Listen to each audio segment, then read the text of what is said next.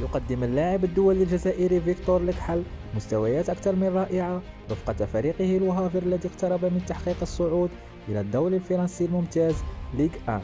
وسجل الدولي الجزائري فيكتور لكحل هدف الفوز لفريقه لو هافر أمام نيم بحساب الجولة 31 في الدوري الدرجة الثانية الفرنسية، لتنتهي المباراة بنتيجة هدف دون مقابل. وأصبح القائد فيكتور لكحل في صدارة هدافي نادي لو هافر ب6 أهداف هذا الموسم قبل 7 جولات عن نهاية البطولة. يذكر أن نادي لو هافر يحتل المرتبة الأولى برصيد 64 بعيدا عن أقرب ملاحقه فريق بوردو ب8 نقاط. ويعتبر لكحل واحدا من أبرز الحلول الموجودة للناخب الوطني جمال بلماضي لتعويض عديان بيورا في وسط الميدان.